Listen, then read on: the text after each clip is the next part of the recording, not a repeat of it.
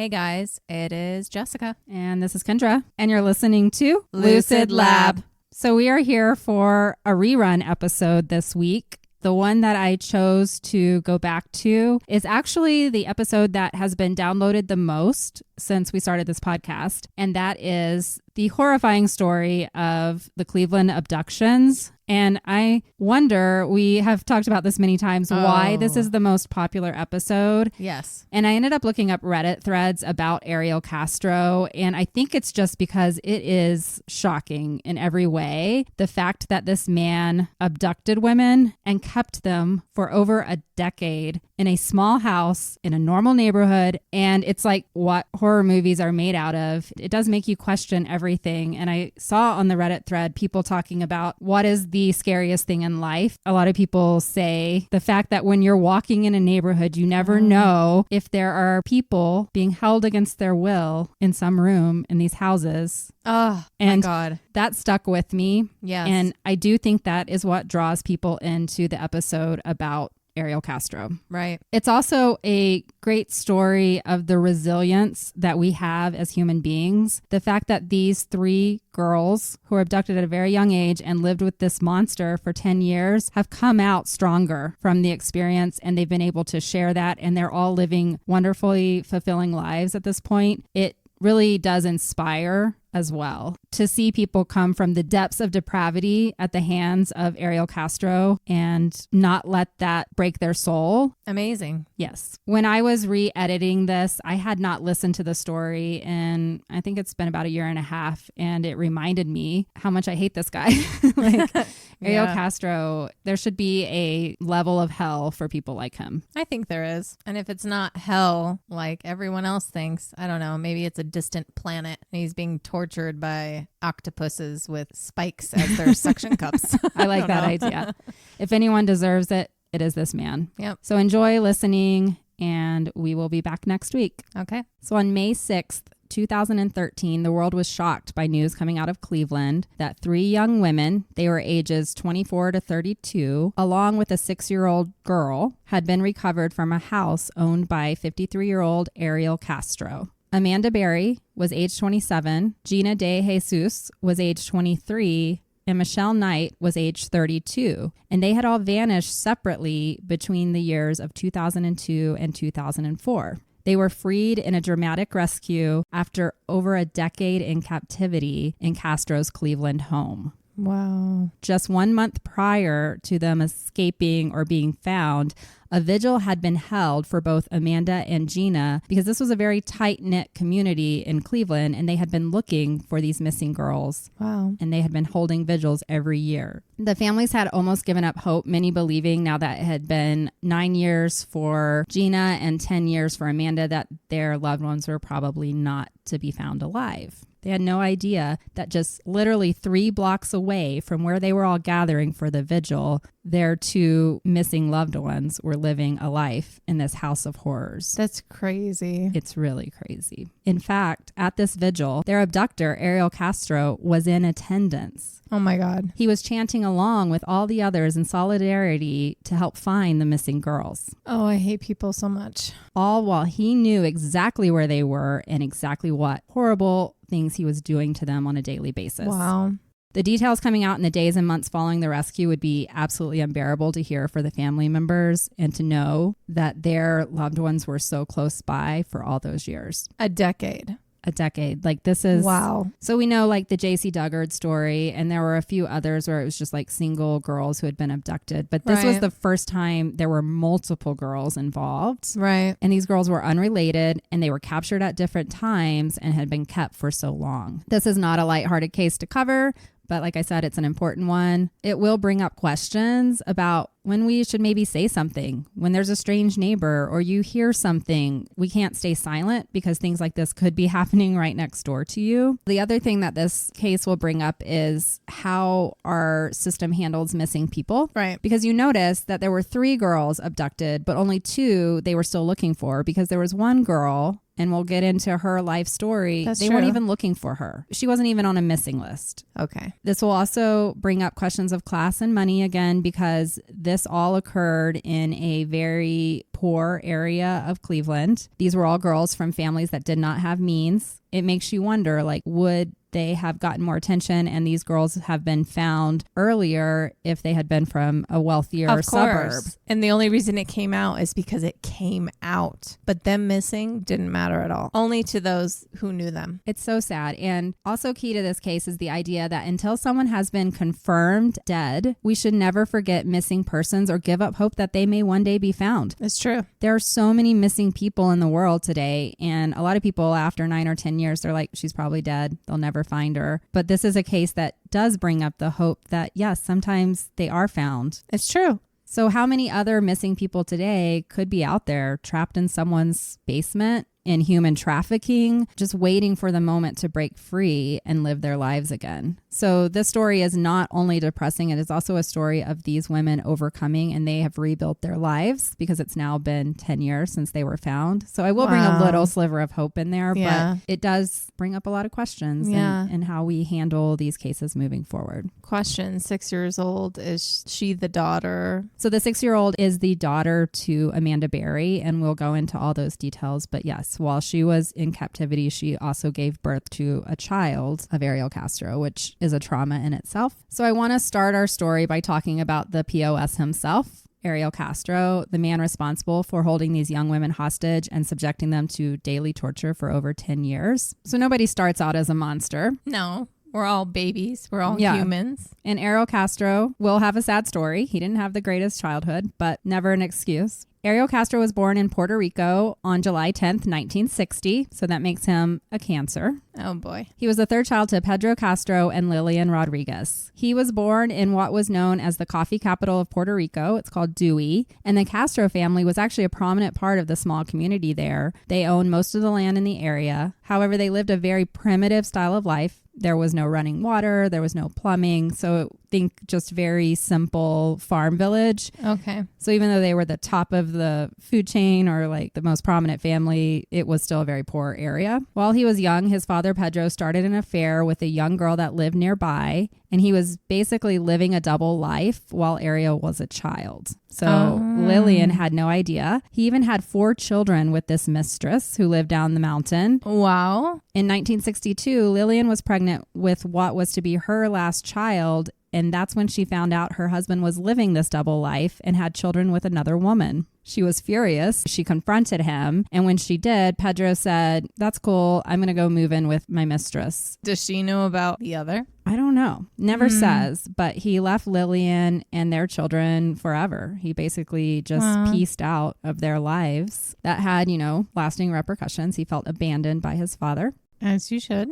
His father, Pedro, moved in with the other girl. Her name was Gladys, and he had 4 other children with her. And then he married her shortly after leaving his original family. So Lillian was in despair. She didn't know how to handle the collapse of her marriage and having 4 children. And she actually relocated to Exton, Pennsylvania, where her father was. But she left her 4 young children behind in Puerto Rico to be raised by their grandmother. Ariel's father abandoned him, and then his mother basically abandoned him right after because she couldn't handle what had happened. She rarely ever came back to see her kids. The Castro children had very little supervision. They were allowed to run all over, do whatever they wanted. Sadly, Ariel did state that he began being sexually abused by a family friend at the age of 5. He said this is what began his lifelong sex addiction. Oh, no. It's really sad. Once again, we can always feel sad for the child that they were. He was a victim of sexual assault. Yeah. So by 1966, this would be Ariel's now 6 years old. So he's been abused for the last year. Lillian, his mother, actually sent for her children to join her in the U.S. The 4 children did join her in the U.S. And at this point, Ariel does claim that his mother was very abusive and would use belts, sticks, and open hands to beat them. And he said she was also verbally abusive. So it doesn't sound like it was a good, happy reunion with mommy. He had an uncle named Julio Castro, and he went by Cezi, and he arrived one Christmas, and he provided Ariel with a guitar. Ariel really enjoyed the guitar, and he seemed to be a natural talent. Julio stepped in and kind of became a father figure to Ariel. Ariel became this budding musician. Then at 9 years old in 1968, Ariel's father, Pedro, decided to come to the U.S. as well, and he relocated to Cleveland, Ohio with his new wife and their children, and he actually opened a used car lot in Cleveland and was doing very well and started making decent money. Cezi went to join his brother in Cleveland and opened a grocery store. And then their other brother opened the first Latino record store in the area. So the Castro name became very well known and kind of owned quite a bit of that little portion of Cleveland. Because they were doing so well, Ariel's mom, Lillian, decided she would move her family to Cleveland so that they could have more contact with their father. After graduating from high school, he was still living at home with his mom and playing in all of the little gigs around the area, the bar mitzvahs, the weddings, and he would spend all of his money like on cars, fancy clothes, and then musical instruments. So in early 1980, Ariel was 19 years old, and Ariel noticed a shy 17-year-old girl from Puerto Rico, and her name was Grimelda Figueroa. Grimelda. And she went by Nilda, so wow. I'll refer to her as Nilda the rest of the time. That's a cool name. I like it. He would compliment her on how she looked when he passed her on the street, and she was very flattered because he was the popular, well-known guy giving her attention. He invited her to come listen to his band, and within a week, they were officially a couple. Wow. She would attend his gigs, and he would take her out for really nice meals afterwards. And her mother knew the Castro family and approved of them dating. Later on, when he was in prison, he told psychiatrists that he was never in love with Nilda, but he liked how enamored she was with him. So she actually lost her virginity to him. Oh. And when they got home late, her mother was sitting on the porch when they arrived. You know, mothers, we can tell things. She basically pressured them, and she found out that he had slept with her daughter. Now, that's a big deal in the Puerto Rican community. You're supposed to be a virgin when you get married. She told him, Ariel, you took her virginity. You have to marry her now. She's yours. He's 19. She's 17. So with that, Nilda moved into the room across the street in Ariel's mother's home. They didn't get married, but she was essentially his common law wife. And she would stay with him for the next 14 years. Whoa. Just a few months after she moved in with him, she found herself pregnant. She wasn't even 18 years old. He had to step it up. He found a good job and an apartment for them to live in. And their first child, Ariel Jr., was born on September 27th, 1981. Ariel was 21 years old when his son was born. He was so excited about having a kid. He would take his little boy and show him off at gigs. He seemed to be a very good father. However, this is when things drastically changed in his relationship with Nilda. After the baby was born, Ariel became very controlling of Nilda. He created a new set of rules for her. She was not allowed to leave the apartment without his permission. And when she did, she must wear long, flowy dresses so no other men would look at her. She wasn't allowed to hang out with her friends anymore or to see her family. He even regulated exactly what she could buy at the grocery store. He would make a list specifically by brand, and if she deviated from the list, he would get upset with her. Gross. He told her what TV shows she was allowed to watch. Ariel was very racist against Black people. Cosby Show was really popular at the time, and he told her she could not watch that. And he would come home from work and would feel the back of the TV. And if it was warm, he would get mad at her because he knew she was watching TV without him there. And he would assume she was watching the Cosby Show. Oh my God. If she disobeyed any of his rules in any way, he would abuse her. She was only 5 feet tall and about 110 pounds, so she was no match to fight back against the much larger Ariel. In 1983, Nilda gave birth to their second child, Angie. Ariel would not allow anyone to come see his newborn daughter. After the second child, his abuse escalated again, especially when he lost the decent job he had. He was working at a chemical factory. He lost his job, and then he developed a cocaine habit because he was out touring with his band still. So he would abuse her to the point where she needed medical attention, and she would be like, I need to go to the hospital. And he would say, I will take you to the hospital as long as you don't say anything about this abuse. You have to basically make up a story. And if you ever mention anything, it's going to get worse for you. So he, kept her in this threatened state. So they'd show up, and the hospital workers saw her repeatedly. They knew abuse was happening. They weren't clueless. Like, they knew, but they are also powerless to call in the police because Nilda would have to be the one to press charges. And she wouldn't admit to anyone that she was being abused. I was about to interrupt because injuries. How many times have she fell down the stairs? Yeah. Happened. You're hit in so many places. You can't explain it. No. One spot. Sure. Let's explain that. You fall and bust your head open once, but All over in multiple spots on your body. Sorry. That's beating. in January of 1988, she was 9 months pregnant with their third child, and he hit her over the head with a barbell, Oh my God. knocking her unconscious. She had to go to the hospital. Once again, they all knew, but they couldn't call the cops. Why? Because if nobody presses charges, the cops can't do anything in domestic abuse. I'm sorry. This is actually a fucked up thing. And this happens every single day in America. It doesn't make any sense. They should have the right to speak to you and understand what happened. But even if she said, he hit me over the head with a barbell, they would say, do you want to press charges? And she'd go, no, there's nothing they can do. On December 30th, 1989, Ariel was finally arrested for domestic violence. He was throwing Nilda against the wall repeatedly, and she escaped. She ran upstairs to a neighbor's apartment and asked them to call the police. They came and arrested him. She told the police that he had been assaulting her for years, but she was too afraid to actually press charges, and they had to let him go. Ugh. Ariel Jr., their oldest child, recalled growing up in the environment and seeing his father beat his mother repeatedly. When he would try to stand up for her, he would be beat as well. He recalled one instance where his father beat him with a dog chain and told him he should be thankful that he had a father who did not abandon him like his father had. So major mental abuse. Yeah. Later on, when the psychiatrists are interviewing and diagnosing what's wrong with Ariel Castro, he does suffer from narcissistic personality disorder. Yeah. And that will be very apparent. In 1990, Nilda became pregnant again. She would have their last child named Arlene. Right after Arlene was born, Ariel was fired from his current job at a car dealership.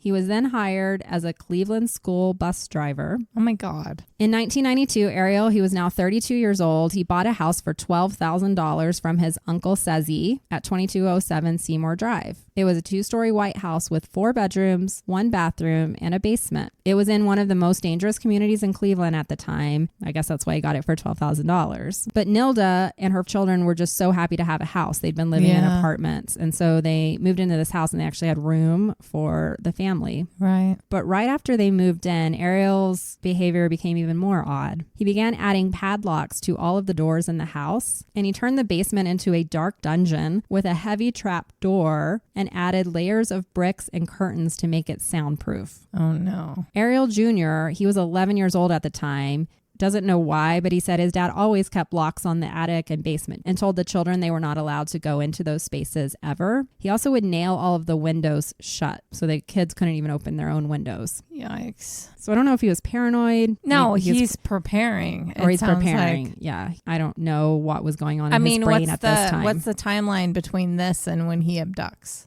We still have like 10 years before he's going to abduct his first girl. So he's already exhibiting very fucked up behavior. Okay. He's just controlling his family at this point. He became a very well-known person on Seymour Avenue and in this new little community. He came across as like the fun neighbor. He would show up at all the parties and the barbecues and everyone liked him. He would pull out his guitar and play. Narcissist. But not with his family, right? Right. He was a different person to everyone outside of his family. Everyone would say he was a good neighbor and a friend. He let his daughters out. They would run around and play with the local neighbors, and they seemed like just a sweet little typical Puerto Rican family living in the area. But behind those closed doors, Ariel Castro had unleashed an even higher level of terror on his own family. When Nilda found herself pregnant again, they had already decided they weren't having any more children. He became furious, and he began kicking and beating her in the stomach to make her abort the baby. He said, "I want no more children," and he blamed her for getting pregnant. Wow. While living in that house, he would not allow Nilda to use the telephone. And you'll see this in the abduction too. He would like do these little tests on her. He would say, "You're not allowed to use the telephone. I'm going to go meet my friend down the road or whatever."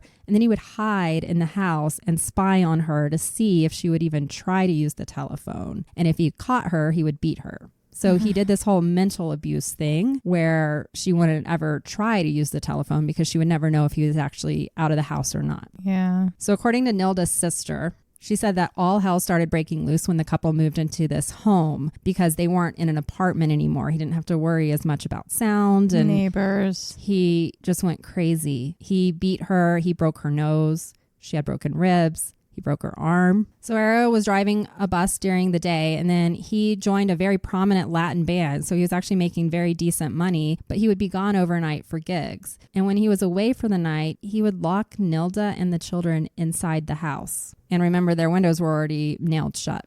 Break them. His oldest son and the only boy said that the three daughters were never physically abused by Castro, but they saw him violently beat their mother and their brother growing up. So they lived in a state of fear, even though they weren't physically harmed. This guy had a million red flags before he even abducts these girls. It's scary. If you think There's about it. so many men that so have many that I've had interactions with. My God. There have been people with red flags that I should have said something about. But I was a kid too. Poor Nilda and the kids. This is and her insane. family knew this was going on. Her family knew? Her sister knew. I don't know. Maybe it was the culture. They were all Puerto Rican. They were all immigrants. Maybe the cops didn't take them seriously. So in October of 1993, Ariel pushed Nilda down a flight of stairs and it cracked her skull and caused permanent brain damage. The fracture was from the front of her head all the way to the back of her head.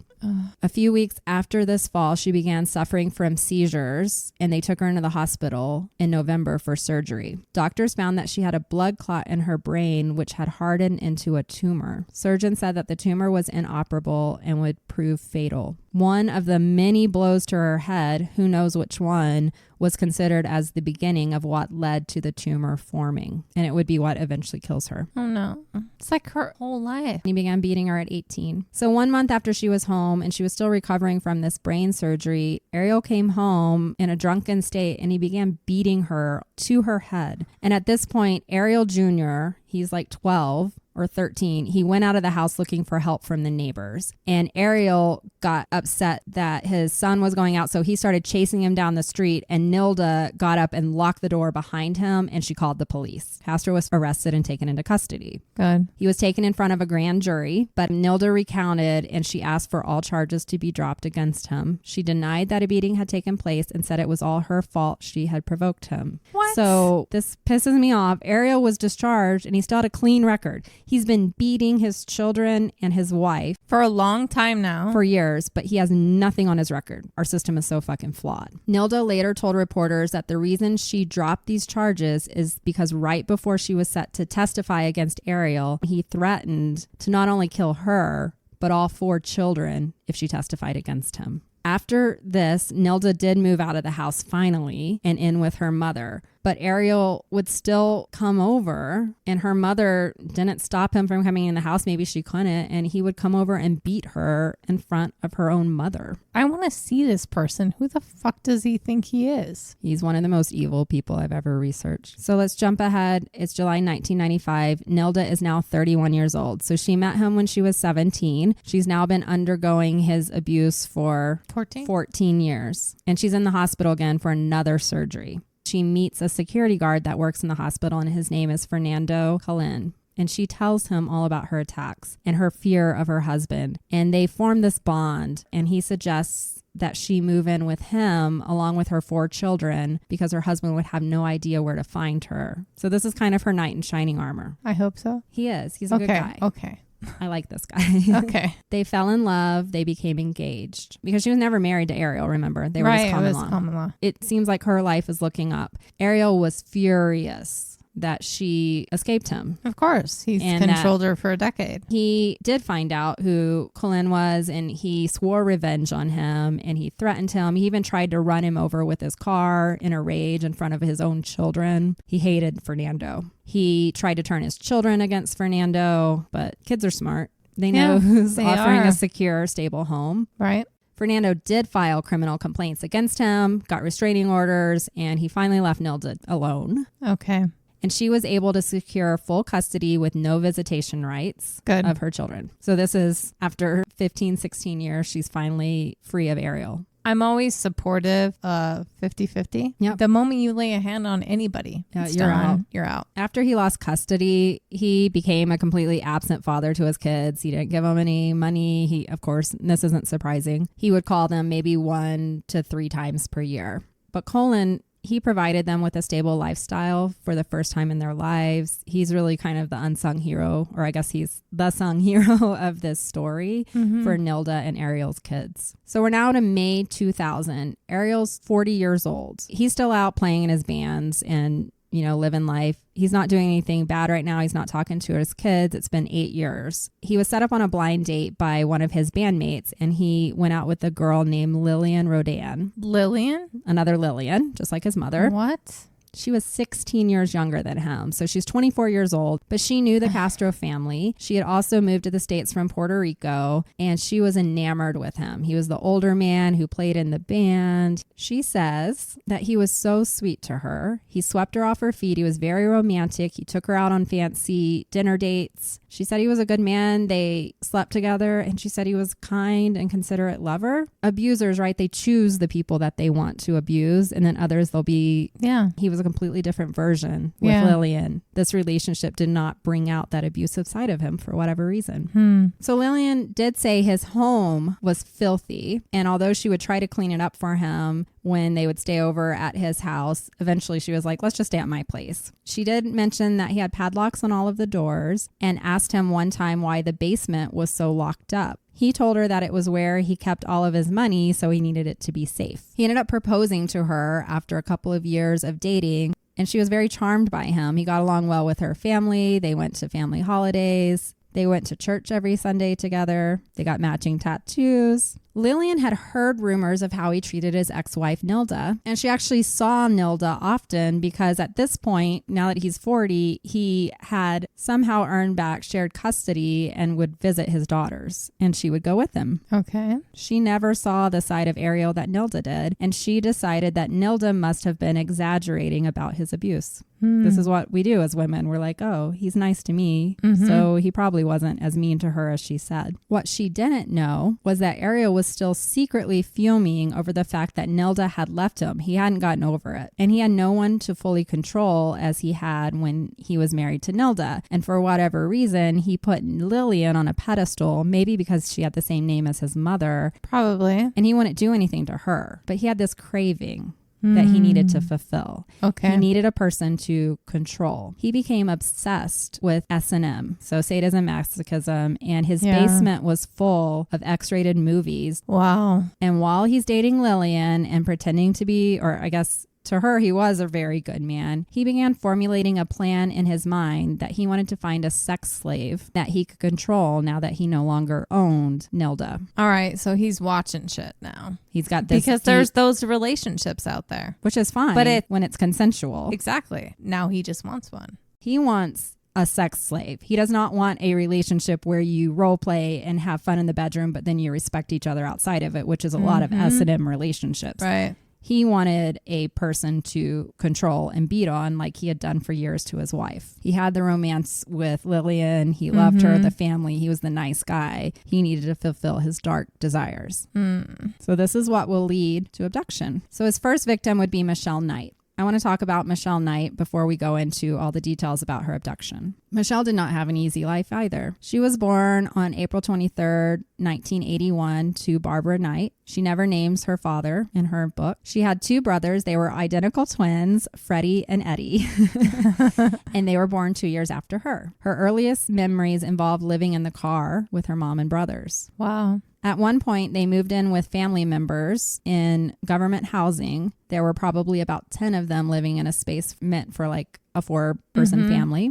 She stated that she was repeatedly abused in a sexual manner by one of the men living in the house, and that started at age 5.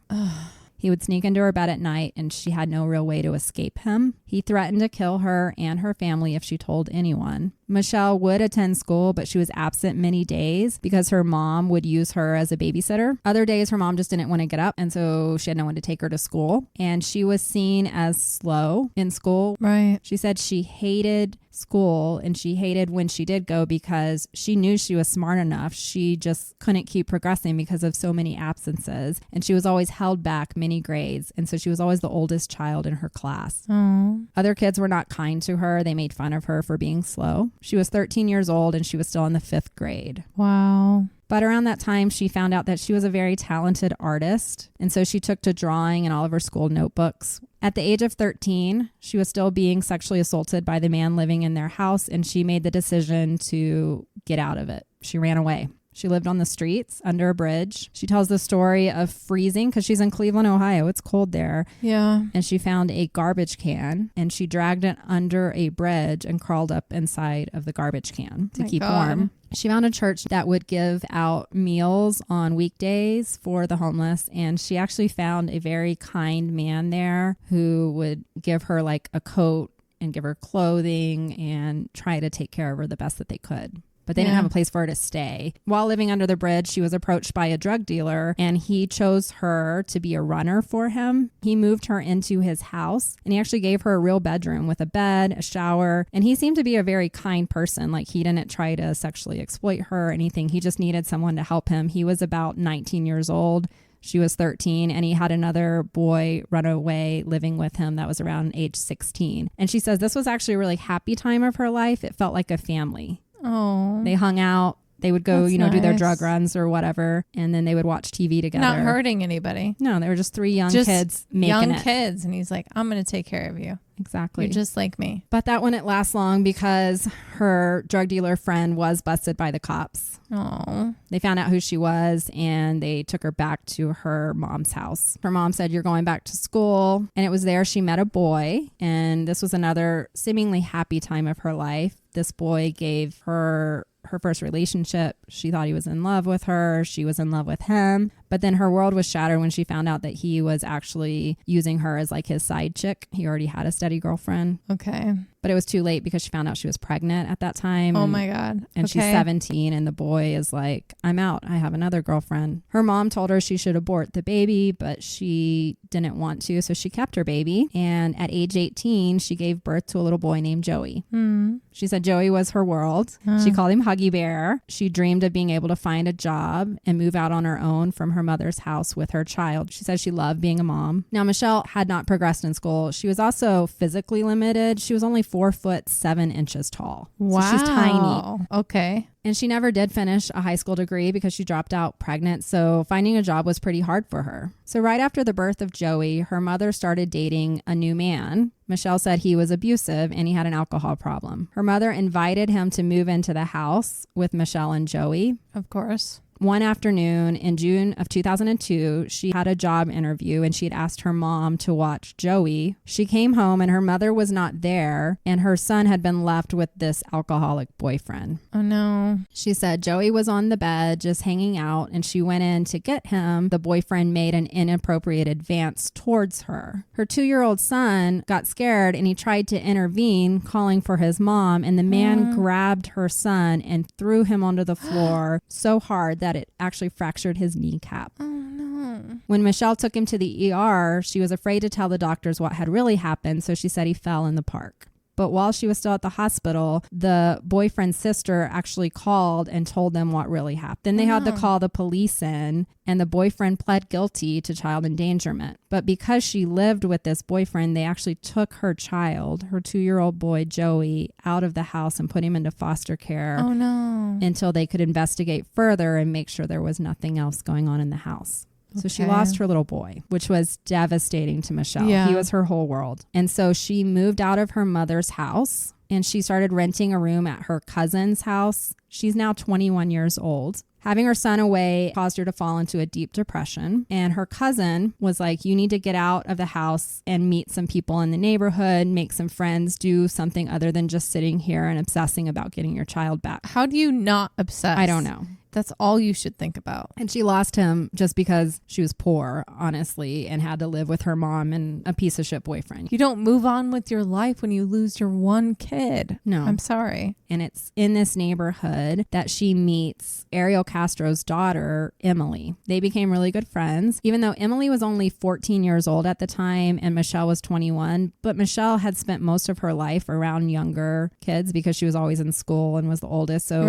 they still related. So let's go to the pivotal day that changed Michelle's life forever. It was August 22nd, 2002. She had a 2:30 p.m. appointment in downtown Cleveland with a social worker to talk about next steps to getting her son back. She was supposed to get a ride from a relative, but they flaked last minute. And she didn't have any money for bus fare, so she was like, I guess I'm walking to the appointment. This is 2002. She didn't have a cell phone. There was no GPS. There was not a lot out there for directions. So she gets lost and she's not real sure where to go. And it's coming up on her appointment time and she's worried. So she stops in at a Family Dollar to call the social worker's office to get directions and just let them know she's definitely coming. What she didn't know is while she was walking and when she entered the Family Dollar, Ariel Castro had been parked nearby and he was watching her. He had recognized her as one of Emily's friends and assumed she was a similar age to his 14-year-old daughter. Remember, she's only 4'7". Yeah. And she's hanging out with his 14-year-old, so he assumes she's young. He then enters the Family Dollar and he overhears her talking to someone asking to use the phone, so he quickly understands what's the situation, and he saw this as his opportunity to fulfill his dark desire.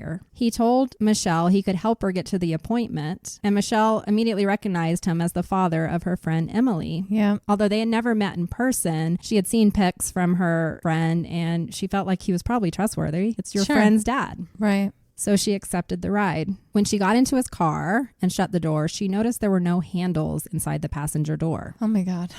He also had a sign in his window that said puppies for sale. So she starts making small talk. She said he seems very normal, and she mentions that she would love to get a puppy for her son once she gets him back into her custody. He loves dogs. Can I interject? Yeah, what's up? You get into a car with no door handles, just make sure you have that little baby device on you. What is it? It's 1/4 of an inch long, and they have them on keychains. You can put it anywhere. Has a point on it, but it can break any window. It breaks the whole window. I don't have one of those. Get one. I do have one. Smart.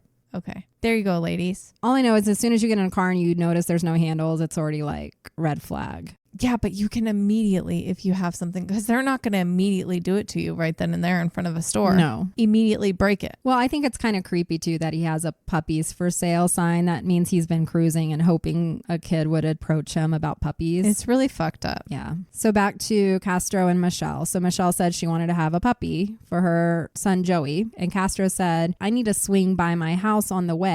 I need to check on the dogs. It won't take me very long. I assure you, my house is on the way. He pulls into his driveway. Michelle says, I'm just going to wait in the car. And so he leaves her in the car. And a few minutes later, he pops his head out and he says, you should come in and see the puppies so you can pick one out for your son. And she says she doesn't know why, but she entered the house. It's puppies. Give me a break. When she entered the house, she saw pictures of his daughter, Emily, hanging on the wall. It just seemed normal, but she noticed it was really quiet. There's like no puppy sounds coming from anywhere. Ariel tells her, oh yeah, my daughter Emily's here. She's actually in another room. Come on upstairs and I'll show you the puppies. So she walked upstairs with him and she walked into a small pink room and he slammed the door behind her and locked it. Oh no. And at this moment, Michelle just said, what the fuck? Like, I've got to get to my appointment, my son. Like, and so she starts panicking. She didn't really know what he was doing. He grabbed her and he covered her mouth and nose with his hand and he threw her against the wall. He told her if she screamed, he would kill her. He was 180 pounds. She was no match for him. Yeah. He tied her up with an orange electrical extension cord. He wrapped her ankles and wrists and then around her neck. So he basically hog-tied her. He drops his pants and he begins jacking off.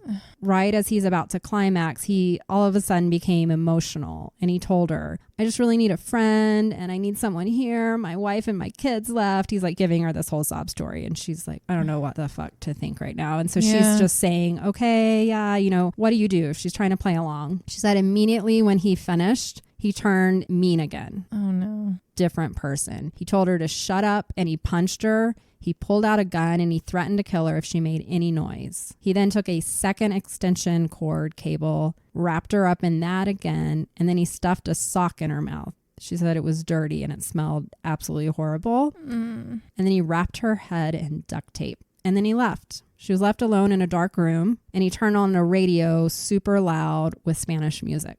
She doesn't know how long she was in that room. This is just the first day. This is the first hour of a she's been there. decade. So this is August 22nd in the afternoon when he took her.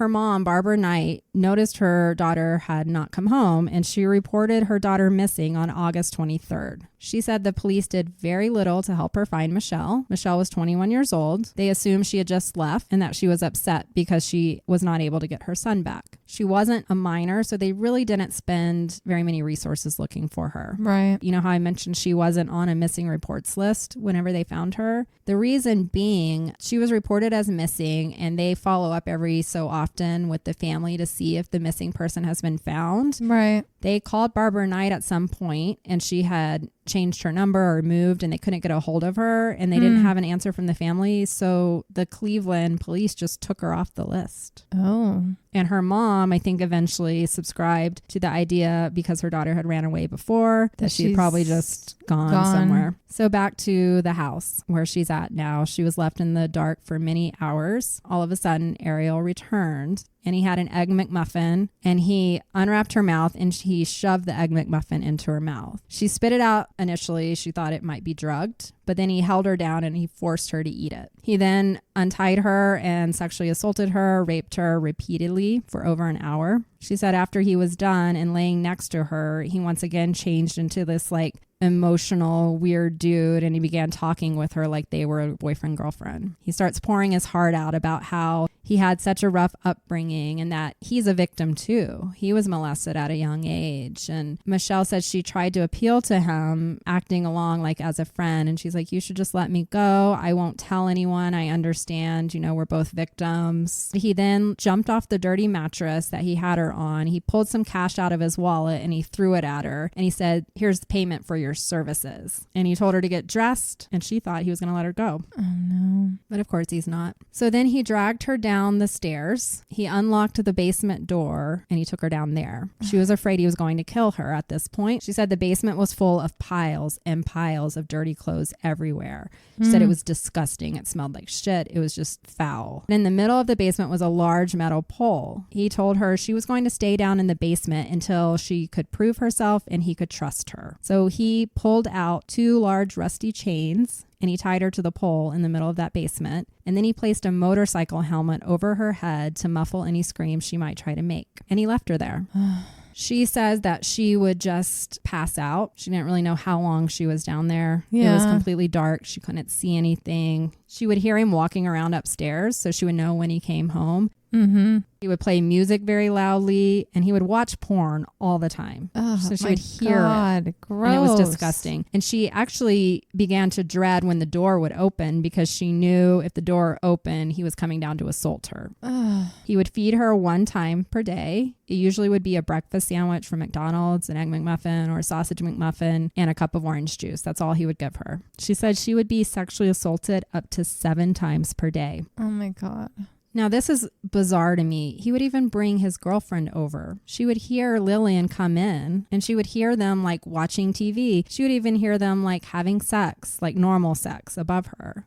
All the while she's like locked down there. He's having his girlfriend over for dinner and hanging out, and he's got a woman locked in his fucking basement. So she had been left just down in the basement in her clothes. She didn't have any facilities or anything to clean up. Eventually, a week or 2 in, he brought down a plastic bucket for her to use, and that's what was going to be her toilet. She said she endured the days by just thinking of her young son and how she would be with him again. She said if she didn't have Joey to live for, she probably wouldn't have tried to live. I mean, it's true. What do you do? She spent over a month in the basement. And then one day he came down and he took her upstairs. He put her in a room. The windows had been boarded up and covered in barbed wire. From the inside? From the inside. Wow. She had no idea if it was day or night because they were so blacked out. He had a dirty mattress on the floor. He would chain her to a pole that he had set up in the room, and she basically just had access to the mattress, and then he brought in a plastic bucket that she would use as her bathroom, and that was her life. He did not take care of her during the winter. She said she almost froze to death. She was not given any blankets. He didn't turn any heat on for her, so she was just living in the most abysmal conditions you can imagine. She found herself pregnant about 3 to 4 months into her abduction. Wow. She was afraid to tell him. She didn't know how he would react. Mm-hmm. But eventually she began leaking milk as one of the symptoms, and he noticed it, and he said, "Are you fucking pregnant?" And he beat her with a barbell until she miscarried. Oh. He then blamed her for killing the child and beat her again for that. He didn't allow her to ever leave the room. She had been there for over 4 months. She had not been able to shower. She had not been able to brush her teeth. She said she was just disgusting. She decided the only way she could push back was by dehumanizing him. So she refused to call him by his name. He wanted her to call him by his name. Maybe because she was 21 years old when she was abducted. She was the one that pushed back the most of the three. But that would not do her any favors. It would make him abuse her more than the others. But she only would refer to him as the dude. Good. So she'd been there about 5 months and it was Christmas time and he bought her a puppy. He said, you need some company. So he bought her a puppy. And she's like, said, I came into this house for a fucking puppy. Wow. She loved having something, you know, she attached to him and he would sleep with her and he was everything. But one day... Did he kill the puppy? One day he came in to abuse her. The dog came to her defense because he was a good dog. Yeah. And he bit Ariel. And Ariel took the puppy and broke his neck right in front of Michelle. Oh my God. He was also very emotionally abusive to her. He'd always rub it in her face that no one was looking for her. He's like, I watch TV every night and nobody even reported you missing. Nobody loves you. Nobody cares about you. You'll never be found. He would also taunt her about not spending the holidays with her son. It's her first Christmas away. And he was like, oh, Joey thinks that you don't care. Like he was just a piece of shit. Wow. In January, he finally allowed her to have a shower for the first time. She'd been there for 5 months. He's raping her 7 times a day. Wow. And she hasn't showered. So she got in the bathroom and while she was in there, she found a needle. She was able to hide it and take it upstairs. And there was one day she heard him leave. She was assuming he was going off to work because he left every morning. He was a bus driver. Children's bus driver. Okay. She was able to pick the lock with this needle and was like halfway out of the window and he came back for some reason. She saw him pulling into the driveway halfway out of the window and she quickly ran back and she tried to lock her chains back up so it looked the same way. She had the window open? She was like about to step out. Go in the roof. I don't know. But he came upstairs and noticed she wasn't chained up the way he had left her and he knew something was up and he was able to find the needle. That was her only chance in the whole time that she had to escape and she failed. Oh my God. As punishment, because he knew she was up to something, he put her back in the basement and told her that she wasn't the first one he had kept in the basement and she better be careful. He was basically alluding to the fact that he had other women there and had killed them before. So he was using this like psychological manipulation. Yeah. After a few weeks of being in the basement again, he took her back upstairs. And this time he did give her a TV to watch in her room. And he gave her some spiral notebooks with a pencil. And she said that was like the best thing ever, to have a TV where she could connect with the outside world and then have a spiral notebook. She started writing letters to her son, Joey. Of course. She started journaling everything that was going on in the house. She was an artist, like I said before, so she filled up her spiral notebooks with drawings. She was always careful not to document too much about what she was feeling and thinking of Ariel, because at any time he would come in and just start reading her notebook. Of course. And if he saw anything that he didn't like, she knew he would beat her. I would rip pages out the back, write specific details on that, and hide it in a unsewn part of the mattress. Something. He continued to assault her multiple times a day, and life went on like this for 10 months. She believes in his sick mind, he really did think that they had a relationship. He would tell her that he didn't know what to do with his anger, and he would be almost apologetic about what he was doing to her, but he wouldn't let her go. He wanted her to feel sorry for him because he was a narcissist. He was obsessed with blondes, and he began talking to her about 10 months in, saying that he needed another girl. He wanted a blonde this time. She said he would come home and tell her about girls he saw on the street that he wanted to abduct, and he would follow them. And he said, I'm just waiting for the right chance. So that's when we come to the next girl that he would find, and her name is Amanda Berry. So Amanda Berry, she was born in April of 1986, and she grew up just a few blocks away from where Ariel Castro's home was on Seymour Avenue. She had a sister, Beth, who was 2 years older than her. Her parents had split when she was 4 years old, and she spent the school year with her mom, Luana, in Cleveland, and then she would stay with her dad and grandma in Tennessee during the summertime. She was very close with her grandmother, and she loved being in Tennessee and playing with her cousins in the mountains. Her dad had nicknamed her Commanda Amanda because she was quite a little firecracker. Oh, she's about my age. I was born in January 1986. She attended school with Emily and Angie Castro. She was a very good student, and she was described as a girly girl. She had dreams of becoming a fashion designer when she grew up. She loved rap music and was a huge fan of Eminem. At age 16, she started working at the Burger King near her home. She was 5'1" and she had beautiful, long, wavy blonde hair. Does he like short girls? Is this the thing? Okay. I think so. So is Amanda and Michelle, were they both white? Yeah, they were both white girls. I realized I didn't describe what Michelle looked like. She was, I said she was 4'7". She was a little thing, and she was a brunette. And okay, yeah, a cute little white girl. Amanda was a cute little blonde white girl. Interesting. Okay. She was always wearing Tommy Hilfiger, Nautica. She was Little Miss Fashion. That was the time. Yeah, it was 2003. Typical high school. She was very trendy. She liked to stay out and party with her friends on the weekends. She liked to drink beer, smoke weed. She was a normal 16-year-old. Right. In March of 2003, she had started dating a 16-year-old boy that she met in the drive-thru when she was taking his order at Burger King. Oh. And his name was DJ. It's such a high school dude's name.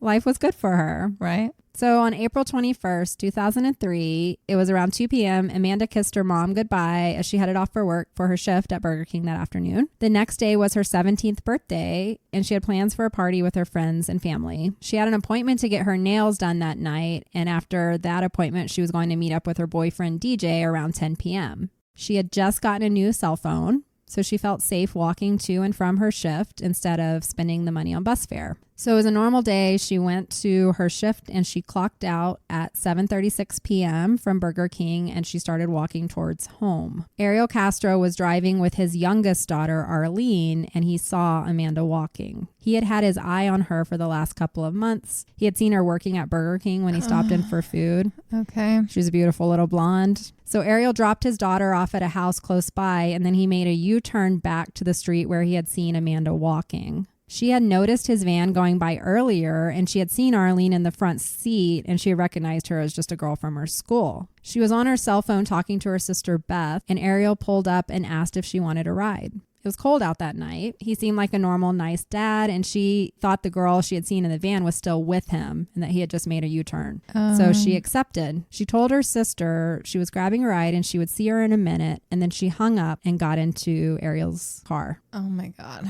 When she got into the van, she realized the girl wasn't there after all. Ariel seemed down to earth, and he immediately started asking if she knew his son, Ariel Jr., that used to work at the Burger King, and his other daughters, Emily and Angie, who had gone to her school. And she's like, oh yeah, I know both of them. It was just a normal conversation, and he started driving. But she noticed that he sped right past her house. Oh no. So then she asked him, where are we going? And he said, oh, I just want to stop by my house real quick. You can say hi to Angie. I just need to get something and then I'll take you home. He pulled into his driveway and he invited her inside his house, and she followed him in thinking that Angie was in there. When they walked into the kitchen, he said, oh, Angie's in the bathroom. She'll be right out. I think she's taking a bath. He then led her upstairs. I don't know why she would go up. I guess you don't know till you're in that situation. You don't. And these girls regret it every second. I mean, of it. they're young and you're expecting to be able to trust a friend's the dad. Adults. God damn. He led her upstairs and she noticed a closed door that had a large hole in it. She could see a girl in there, and she said, who is that? And Ariel said, oh, that's my roommate. He then led her into another bedroom. He was kind of like giving her a tour of the house. The way that he explained it was, oh, let me just show you around while we wait for Angie to come out of the bathroom. I don't know. If any dude is wanting to show you his house, run. That's what I learned from this. That's just reminding me of that TikTok where it's like, run. I think especially when you're young, like you said, and it's an older father figure, you feel like you should follow their directions. Yeah. And it's authority we're polite, over you. Right. And it's impolite to say, I don't want to go inside the house. I'll just wait in the car. And they use that to their advantage. And I'm thinking of my own kid. And how do I explain to her, run to someone else you might not be able to trust as well?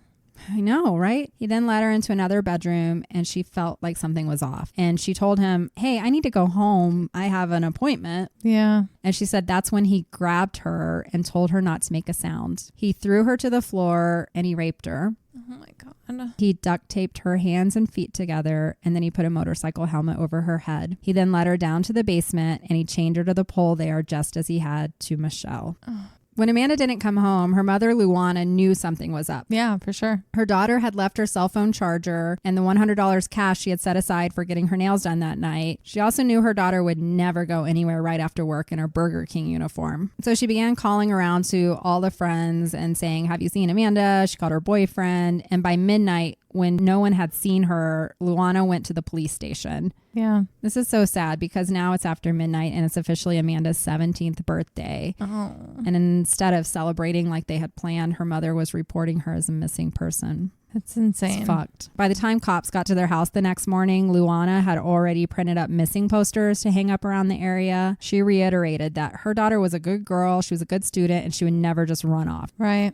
And so her mom fought with the police, and she's like, if she was going to run away, she would not have left $100 cash and her cell phone charger here. And that's not enough for them, though. They're like, well, teenagers run away all the time. Yeah, that's what they want to do. And her mother and sister adamantly said, because the police also want to say that they're drug addict, they said, you know what? She smoked weed and she drank alcohol, but she never would have touched any other drug. We know our daughter and sister well enough. She had big plans for the future. She wasn't going to be getting into that shit.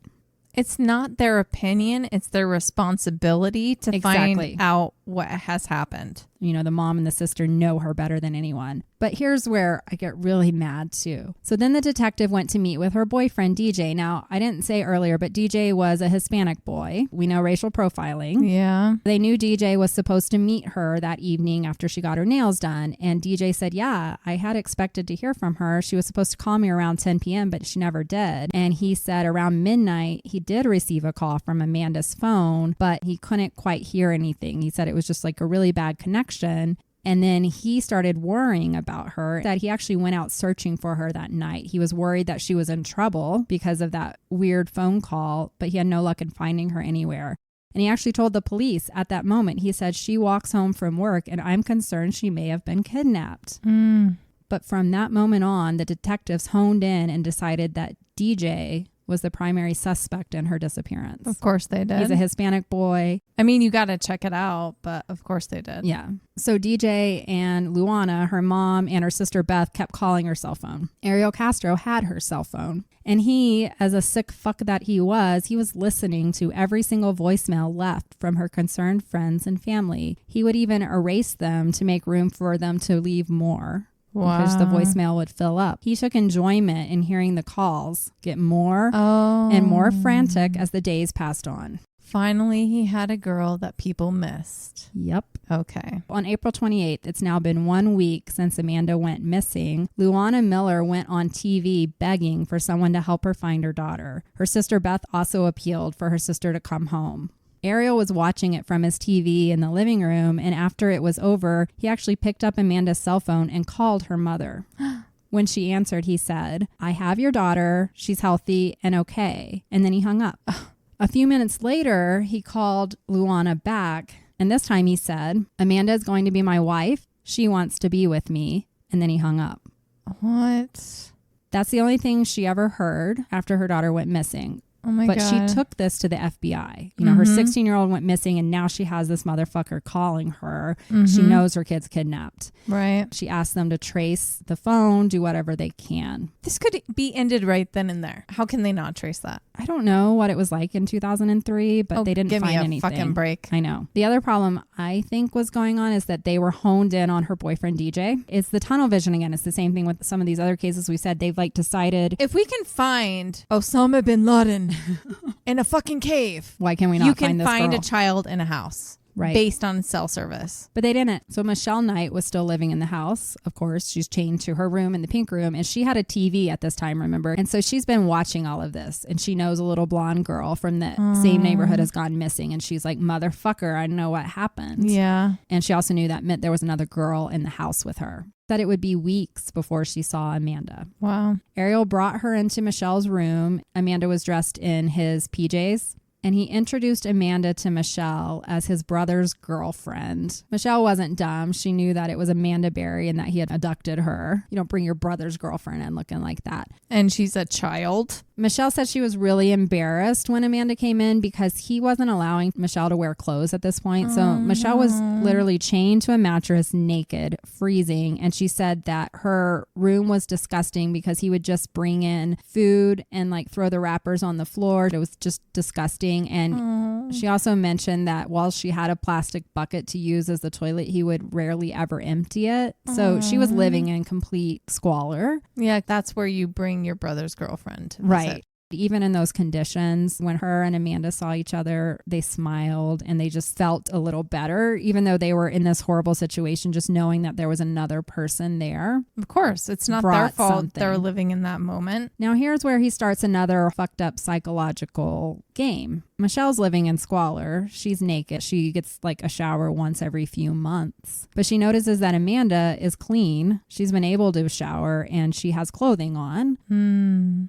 But after that one meeting, Michelle wouldn't see Amanda again for many months. He would keep her in a separate room. Does she need to ask for blonde hair dye or something? Michelle. I mean, she's obviously being treated very differently. He abducted them for different reasons. He abducted Michelle to be his sex slave that he could abuse, and he abducted Amanda to be his wife. Okay. So back to Amanda's mom. She kept the pressure on the police. She was in there every single day. She stayed in touch with the media. She would go on all of the news shows. She was making sure that Amanda was not forgotten and continued to be kept in the public eye. But the frustrating thing is the FBI continued to hone in on her boyfriend, DJ, even stating that they had received tips that Amanda had been seen getting into a white sedan with 3 men inside.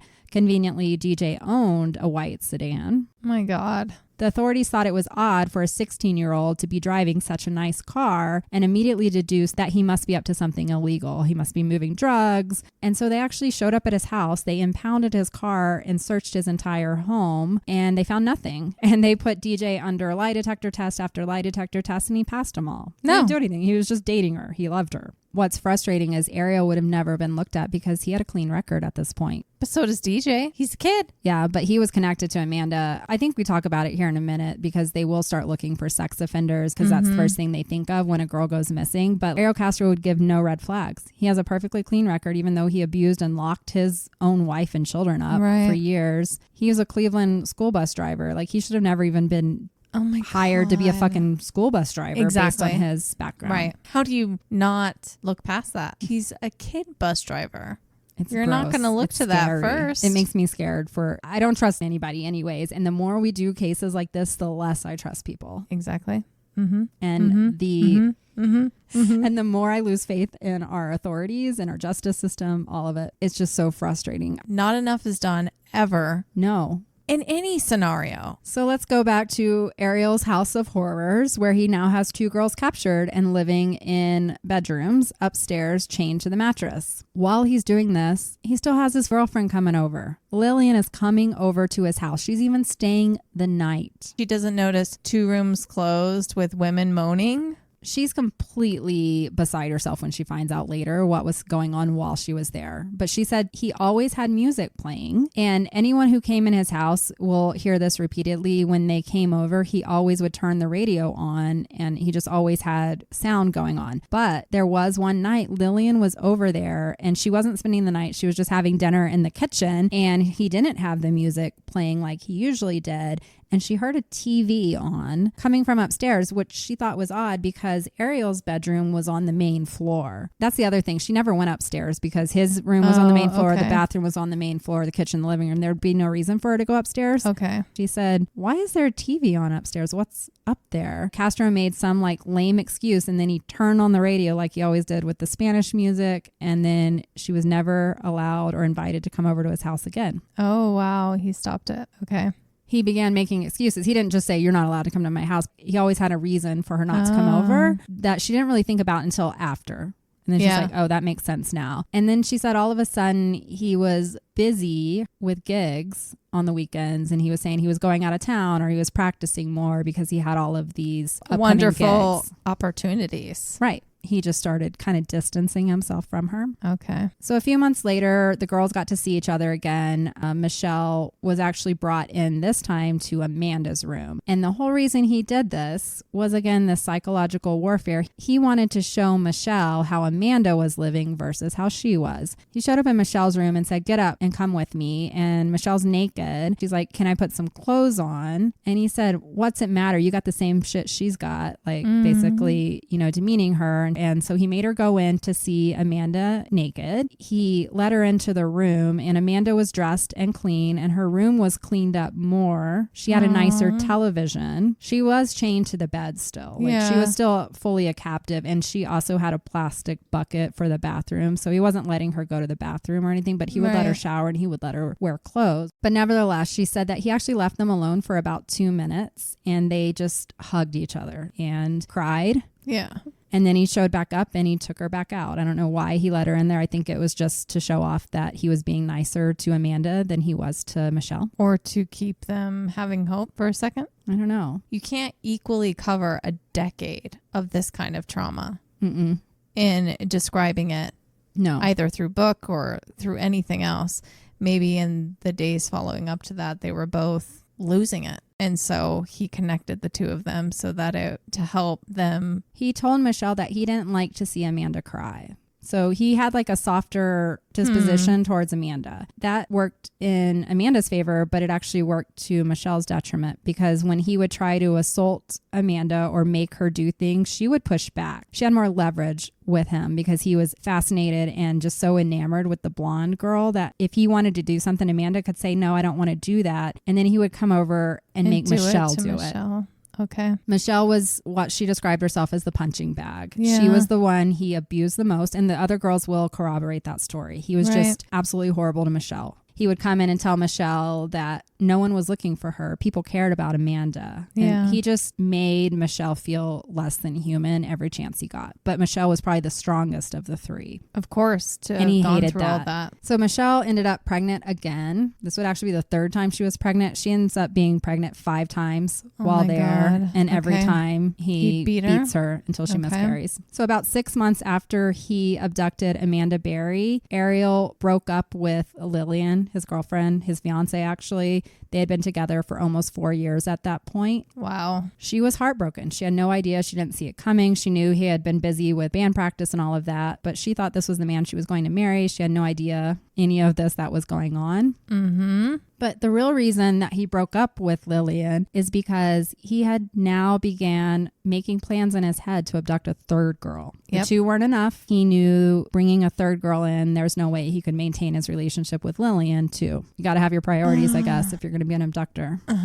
In January of 2004, child welfare officials alerted police that Castro, he was still working as a school bus driver, he apparently left a 4-year-old boy unattended on a bus while he went inside to get food from a Wendy's. Oh. He then dropped the boy off at school, but the boy at that point had missed several classes and his mom had called the school worried. And they reported the incident to the police and the Cleveland School District. Police go to Ariel Castro's home. No one answers the door and they leave. They didn't return. Ever?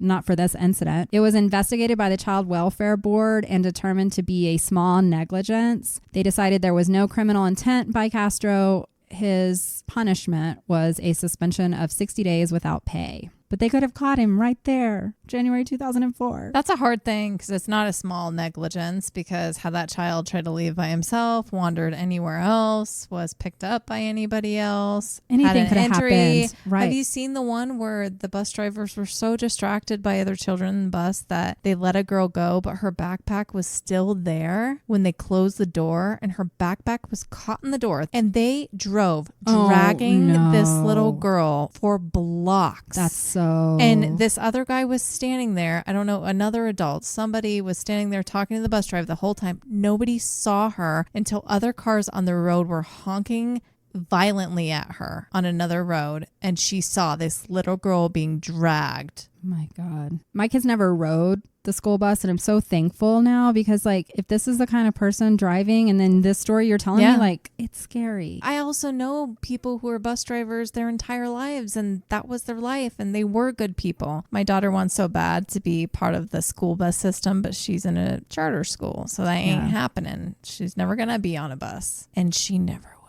Not after this story. Nobody's going near. So it's now late March 2004. Michelle has been there for almost 2 years. Amanda's been there for a year. Wow.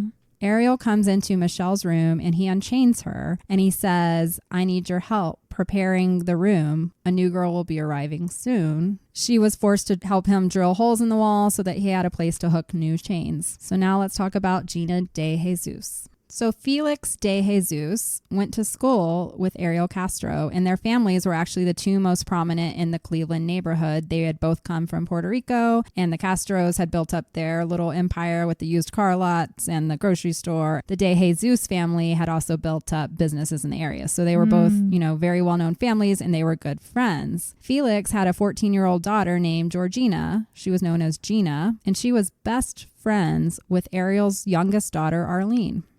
They were both in 7th grade. This is why you don't trust other people's parents. Right. This is why you don't have sleepovers. I can't do it. He was friends with the dad. Oh my God. And this was his daughter's best friend. So it's Friday, April 2nd, 2004, and the two girls were walking home from school together. It was rainy out, and they were planning to go to Gina's house to play, but they needed permission from Arlene's mom. So they called Nilda from the payphone, and Gina let Arlene borrow the 50 cents from her bus fare to make the call. Nilda was like, you need to come home. You're grounded. You got in trouble. Gina now did not have the full $1.25 she needed to catch the bus home. Arlene thought her mom would say yes, and they would walk home together. Yeah.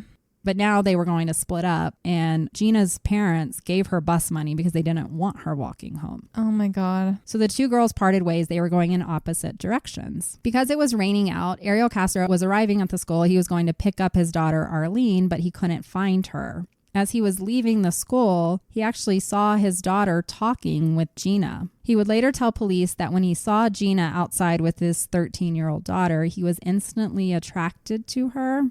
Gina had developed early, and she had larger breasts. When he saw her, he was thinking of her in a sexual way. She's 14. Yeah, it happens. We grow up It grosses me fast. the fuck out. This girl has no idea. She's 14. She's developing. She probably hates her breasts. She probably, there's a very good chance that she doesn't even know about sex yet. So he saw the girls split up. He took this opportunity to pull up alongside Gina. He rolls down his window and he says, hey, Gina, have you seen my daughter Arlene? And Gina said, oh, yeah, she started walking home the other way. And he said, you should just jump in the car with me. We'll turn around and pick up Arlene and I'll get you guys out of the rain and take you home. So she gets in the car with him. I probably would have fallen for this at 14. It's his daughter, and they literally just separated and they were walking separate ways. Her dad knows this guy. Yeah.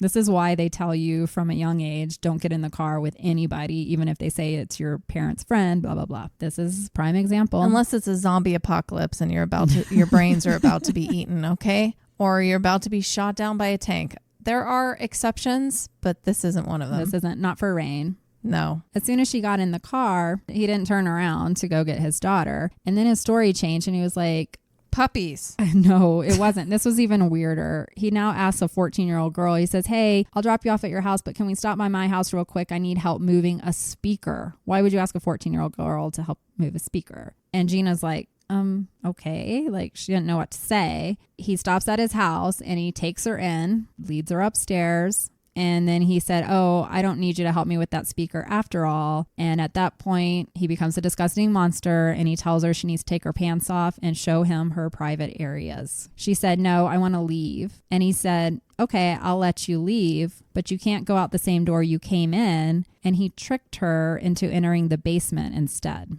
Once she was down in the basement, he tied her up with plastic ties and then raped her. After he was done, he chained her to the pole and placed a motorcycle helmet over her head, just as he had done with the other two girls. Michelle could hear Gina screaming downstairs, and she knew that he was attacking another girl in the house. And that just has to be so hard. Yeah. Michelle really felt like, because Michelle was 21. She's the mama bear now. She was the mama. And I remember, I don't think I mentioned it earlier, but he thought she was 14. And when he found out she was 21, he got so angry at her because she looked 14. he was like, I thought you were so much younger, and like started beating her because she wasn't young. So he definitely preyed on young underage girls. Yeah. Later, he'll say that he didn't know how old they were, but he did. Yeah. They were friends with his teenage daughters. So at 5 p.m. that night, Nancy Ruiz, who was Gina DeJesus's mother, reported her daughter missing to the police as she was over 2 hours late to when she should have been home from school. Nancy told the police that although her daughter was physically healthy, she had the mental capacity of a 9-year-old and was attending special education classes at the school, so she was very concerned.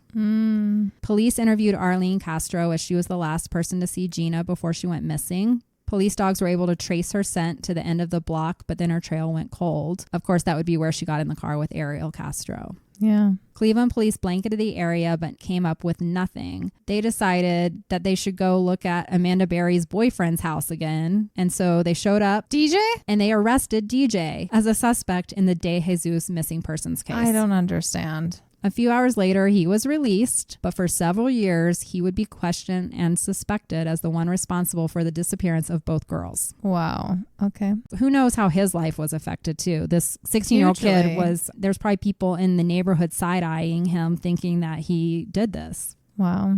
So Gina's family began organizing a search and rescue group and posted flyers all over the area. They were a well-known family. Everybody came out to support. And of course, who was there? Ariel Castro.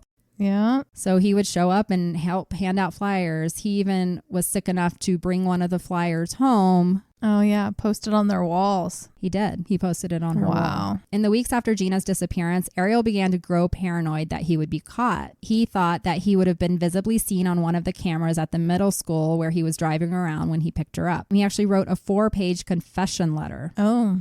He dedicated time recalling how his childhood had been so hard. He had been abandoned by his parents and sexually molested by a friend while he was young. He went into details about his marriage, and he confessed how jealous he was that she moved on without him and allowed another man to raise his children. He claimed he was a sexual predator in the letter, but he also blamed his victims for going along with him. What would you have done if they didn't? Yeah. Beat them? Kill them? He calls them women repeatedly in the letter, although both Amanda and Gina were minors when he kidnapped them. He says he's a sexual predator that needs help but will never get it. He apologized to the victims' families and claimed that he had a cyst on his brain that led to him having no emotions while hurting the girls. How do you know about the cyst on your brain? I don't know. He's Give me a making break. shit up. He said he was holding the girls against their will and talked about wanting to end his life. He then detailed where his money was and who to leave it to. He said, leave it to my 4 kids and the 3 victims currently living in my house. However, when it was discovered that the cameras at the school were actually not working that day, Cameras are never working. Ariel realized he did not have to go through with the suicide, and he just stuffed that letter into a drawer in his kitchen. For later. But don't worry, it'll be found later. Yeah. And it'll be used against him. He was going to kill himself because he thought he was going to be caught.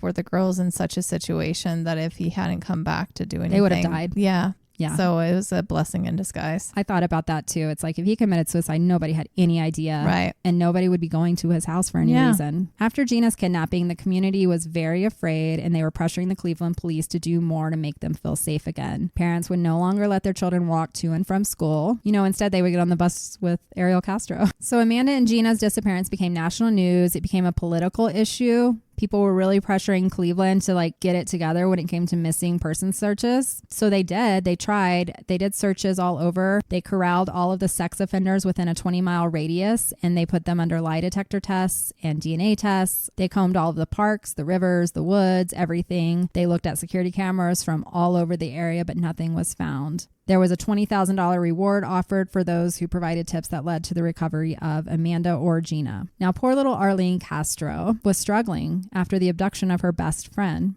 She was the last person to see her, and she felt guilty because she hadn't walked home with her friend. And she actually fell into a deep, deep depression, and she began self-cutting. She needed therapy to help her with the feelings of guilt she had, and her own fucking father was the one who caused this. Oh, and he knew this. God. This really upsets me too. He knew his daughter was struggling with depression and cutting herself. He's sitting there with her best friend in his house, Assaulting her and keeping her in a basement. There's no explanation for the depths of evil that this man is. So Michelle Knight met Gina DeJesus a couple weeks after she had been brought to the house. Ariel allowed them to meet in the bathroom before he took Gina back down to the basement. He was keeping Gina in the basement like he does with all the girls until he can trust them. Mm-hmm. Several months later, Ariel Castro came into Michelle's room and removed her small bucket and replaced it with a larger one. He then ordered Gina to come into the room with Michelle, and he chained the two girls' ankles together on the mattress. Oh. He then gave Michelle some clothes to wear now that she would be sharing the room with Gina. Michelle's been there for like 3 years at this point. And Gina's been there a few months. And so he let them live together. And Michelle talks about how her and Gina became like sisters. How do you not? You're chained together. They had to use the bathroom together. Yeah. They ate together. They spent every waking moment together. He was tired of having girls on 3 floors. It said it was a 4-bedroom house, so I don't know. He had his bedroom, and then he had the girls in 2 bedrooms. I don't know what was in the other bedroom upstairs. Probably a bunch of junk, because everything I read was that he was a hoarder. So I think his house was pretty disgusting. Cleveland investigators continued to come up short. They couldn't find anything. And Luana, who was Amanda Berry's mom, went on Montel Williams. You remember Montel Williams? Sure do. And she went on there to meet with the psychic Sylvia Brown. I also remember her. And Sylvia Brown told her that she believed Amanda was dead. She told her that she saw Amanda in water. This kind of pisses me off. So the psychic said, you just need to move on. Your daughter's dead. She's floating in water somewhere. And it devastated Luana. My God. Her daughter had now been missing for 2 years. Now, something really sick that Ariel started on the second year of Amanda's disappearance is he would make all 3 girls come down into the living room, and they would watch the vigil on TV where all of their family members would be saying, we want to find our girls. And he would bring them a cake. And he told them from now on, they would all celebrate their abduction day as if it was their birthday instead. Wow. Ariel was beginning to let his captives have a little bit more freedom. He would allow them to be unchained while in their bedrooms, but he still had the doors locked and the windows were boarded up, so there was never a chance for them to escape.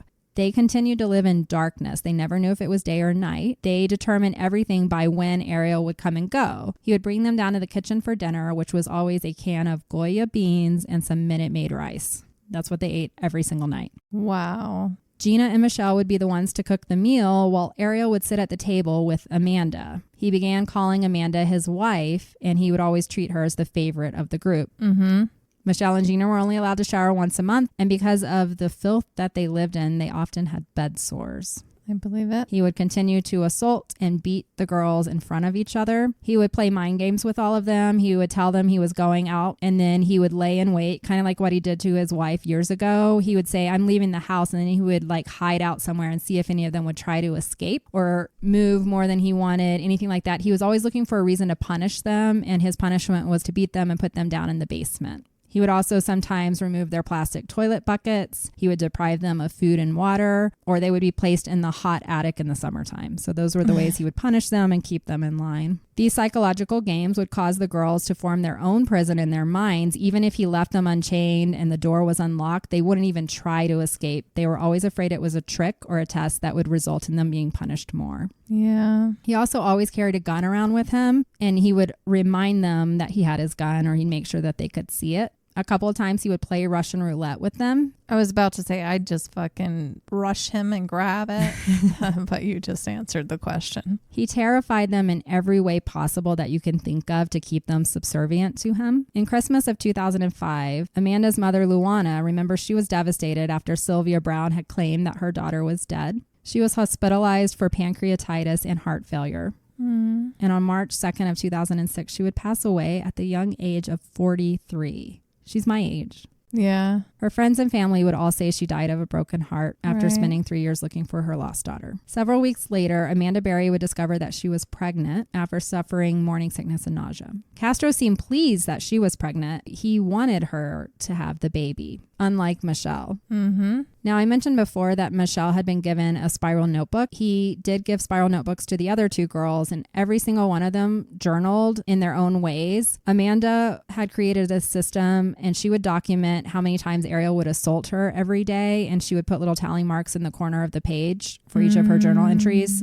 Sadly, in her journal, this is just Amanda, the one he treated the best, it would be anywhere between 2 and 5 tally marks per day. How is that possible? I don't even know how this guy got it up as much as he was able to assault these girls. No, he sounds like a depressed, disgusting person. And Michelle describes him, and she said he was absolutely the most disgusting person you could ever imagine having sex with. She said he smelled, he didn't bathe, and yeah. How do you go to work and continue being a normal person if you're like that outside. How do you have sex 10 times a day? If he's assaulting each girl, that's what I'm saying. 2 to 7 that times doesn't a make day. sense. Men are not like that. This guy is. I guess he could assault them, maybe with his fingers in other ways, or something. because I don't see how it happens again and again and again, and for a man to be in the mood literally all day long. They didn't go into a lot of detail. I don't blame them. Yeah. He assaulted them in some way. So it has now been 2 years since he abducted Gina. Amanda's been there 3 years, and Michelle's been there 4 years. And all of a sudden, he comes into their rooms and he says he has a special visitor for them. So his daughter had been married and had kids and had a 2-year-old son, his oldest daughter, Angie. He brought his grandson up to meet the girls, which seems absolutely insane. He brings his 2-year-old grandson into the room, and the child is smart. Even at 2, he knows something's off, and he starts screaming for his mom. And then Ariel quickly takes him back downstairs and rushes him out of the house. And the girls said they were super hopeful at this point. They're like, he was dumb enough. This kid's going to say something to his mom about girls or whatever. Girl chain, girl bed. And so they said they kind of had their hopes up, but nothing ever came of it.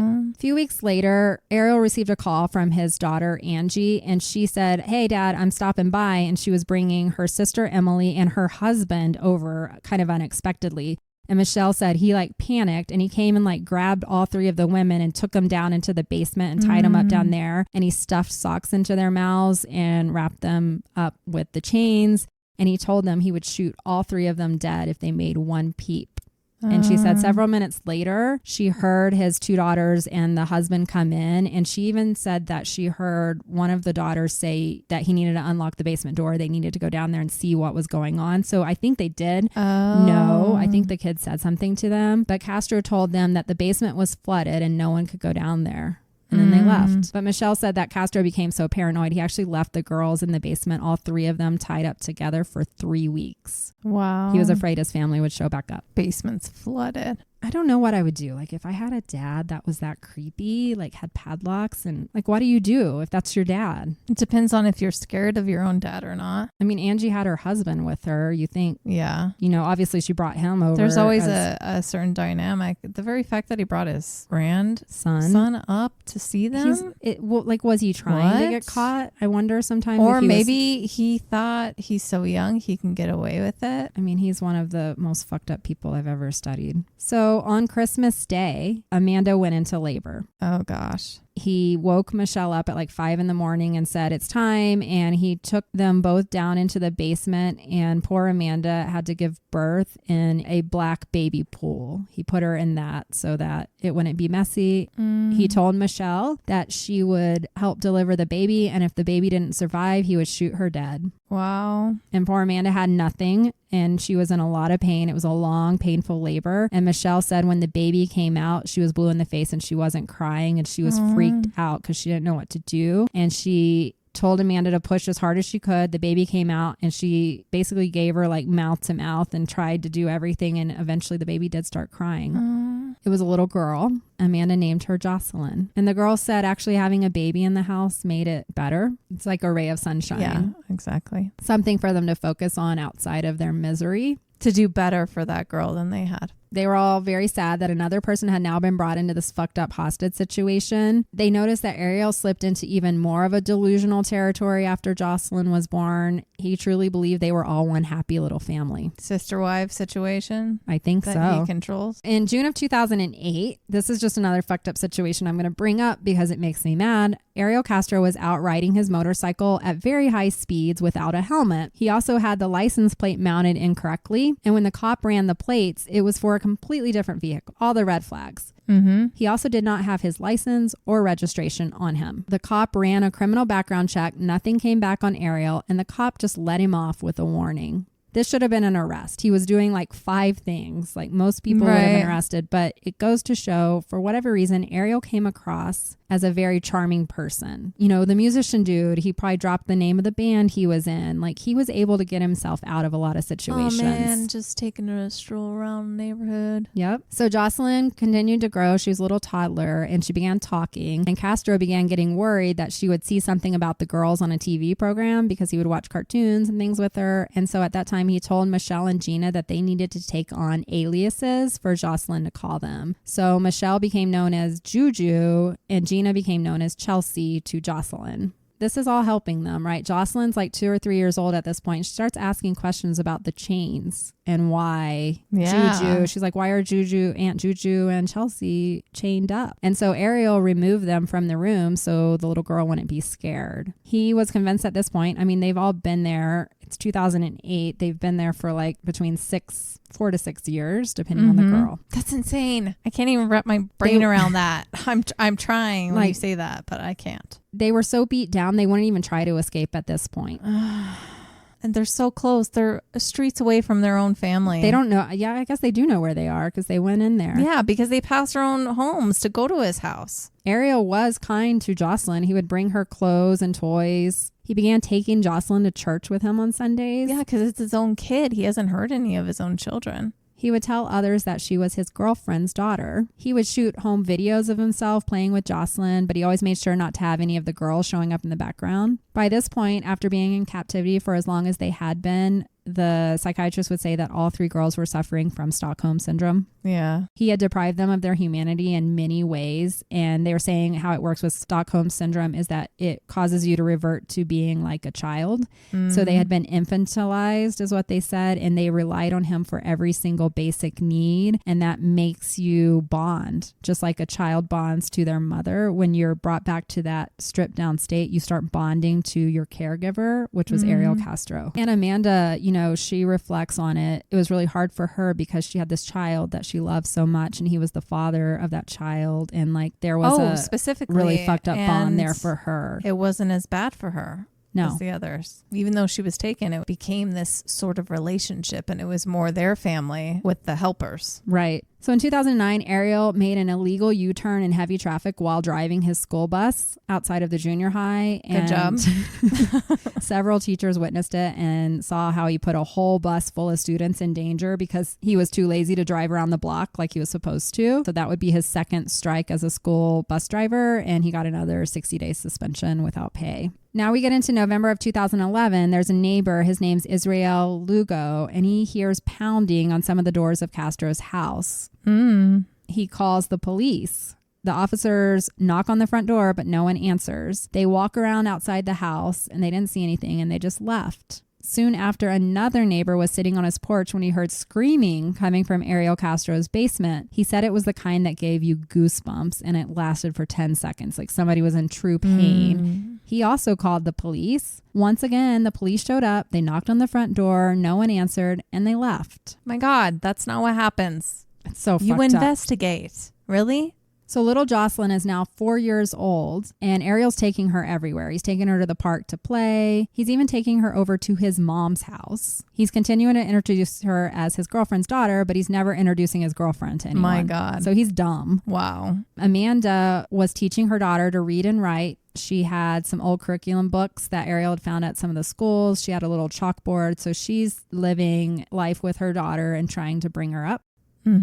Ariel would come home every day. He would let Jocelyn out of the room, but not her mom. He would let Jocelyn run around the house. She could play downstairs. She'd watch TV. She still was a prisoner. She was growing up in a house that was dark. You're growing up and your mom is not allowed to leave a room. Yeah. But you don't know anything else. Yeah, she doesn't know. This is her whole life. Maybe this is what happens to moms. She doesn't know because she's not talking to anyone else that's outside. What's amazing about little human souls. Eventually they say, like, I have nothing else to base this on, but this seems wrong. Doesn't seem happy. And they speak up. So she's growing up in this dark house. She's not getting any medical or dental care the whole time because he can't take her anywhere. Michelle said her greatest fear was that Jocelyn would grow up and Ariel would start abusing her in the same way. Yep. That summer, neighbor Elsie Cintron calls the police because she sees strange activity in the Castro backyard. She says there is a naked woman crawling in the backyard and she sees a little girl in the attic window, and this is supposed to be a single guy. This is so fucked up. The cops show up, they pound on the door, no one answers, they shine their flashlight around, and then they just leave. How many times? This is the third fucking time. What the fuck? Now, there's an assisted living community that is right behind Seymour Street, and they have a second story that they could see into the backyard. And several residents also started telling their managers or whatever. There's a naked woman crawling around outside. They said, we see 3 naked girls with dog collars crawling on all fours in the backyard of this house. Cleveland police were called by the assisted living home, but they never showed up at the house. What the hell? And then Ariel constructs an 8-foot tall fence with chicken wire around his home. And they said he started letting the trees and bushes become overgrown so no one could see into his backyard. And the police are like, it's probably fine. It's just women captive. They're not murdered. So in 2012, Ariel Castro has another incident where he is driving his bus all over the place to go grocery shopping.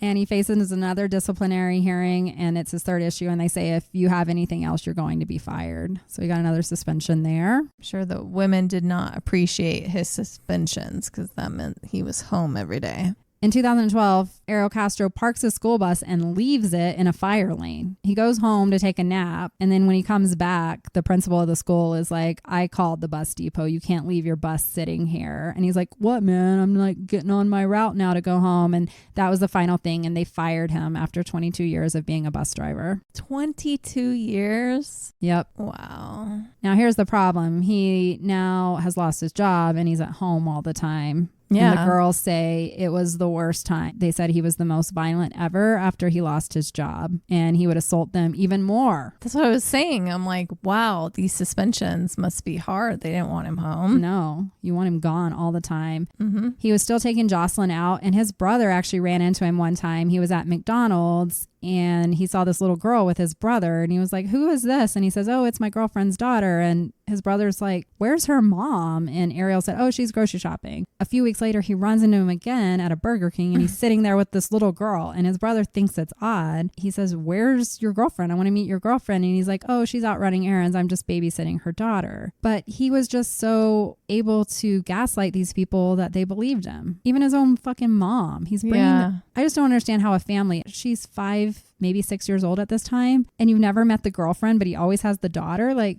how do you not think that's weird? No, because the daughter's supposed to come way later into meeting your family. Right. He introduced her to his mother on purpose. His brother wasn't on purpose. It was a run-in situation. The only thing I can say is at least he is treating his own daughter well. At least. As much as he can. But yeah, fuck. So there were several other incidents of people just coming over to the house or him being out with Jocelyn where you think the guy would have gotten caught, but he just didn't. He was able to talk his way out of it. Freedom would finally come for the girls in 2013. It was on May 6th, 2013 at 4 p.m. Ariel announced that he was headed to his mother's house for dinner. He had let Jocelyn out and she was running up and down. He had been watching TV with her and then he left. And for whatever reason, he had forgotten to lock Amanda's door. Jocelyn comes running up and tells her mom, Daddy's gone. He went to grandma's house. And at first, Amanda was like, this is a test. He didn't lock my door. Yeah. He always locks my door. So she waited for a little while. And then she realized maybe he wasn't coming back and this would be her opportunity.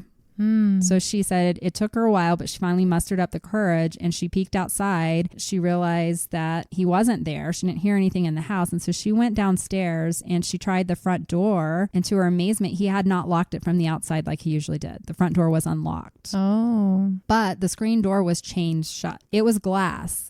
So she could see through it and she saw neighbors across the street and she started pounding on the glass door as loud as she could to try and get their attention. She also was trying to break the glass, but it was too thick and it wouldn't break. And she just began yelling, help me, I'm Amanda Berry, help me. And eventually there was a neighbor, his name was Charles Ramsey. He noticed her and he came over. He's like, I just saw this little white girl. And Charles Ramsey, he's like a very tall black man. I think he was like in his late 20s and he knew Ariel Castro. They had barbecued together or whatever. And he was just like, why is this white girl why is there over a there? little white girl? Yeah. And he said he came over and she's like, I'm Amanda Berry. And he was able to kick out the bottom panel from the frame and she crawled out that panel and then she pulled her daughter out. He said he knew something was up when a little white girl came running into a big black man's arms. Yeah. He's like, I knew something was really off. And she called 911 and her 911 call was just said, help me. I'm Amanda Berry. I've been kidnapped. I've been missing for 10 10 years and I'm here and I'm free now. And she gave him the address and then the police arrived. Wow. Amanda Berry was freed at age 27. She had been captured in that house for 10 years. Wow. Gina DeJesus was now 23 years old and she had been there for 9 years. That's crazy. She's so young. And then Michelle Knight, who was now age 32, had been under his rule for 11 years. Wow.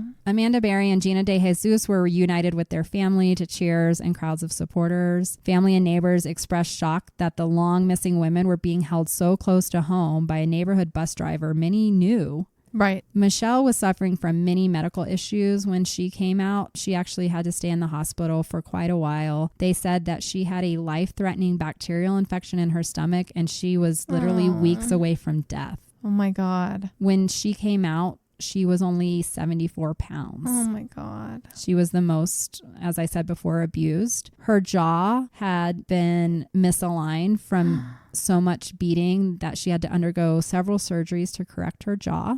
Because she had been kept in the darkness for so long, her sight was messed up. She has to wear really, really thick glasses.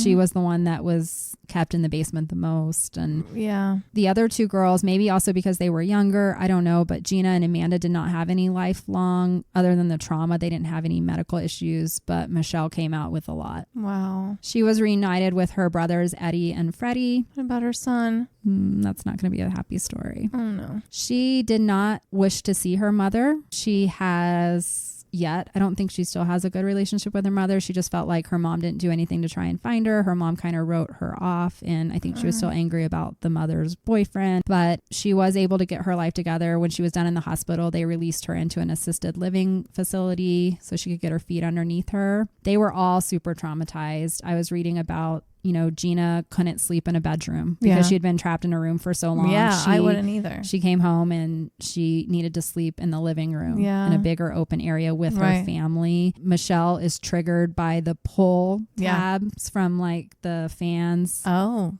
for sure. They all have, that's all she had. Yeah.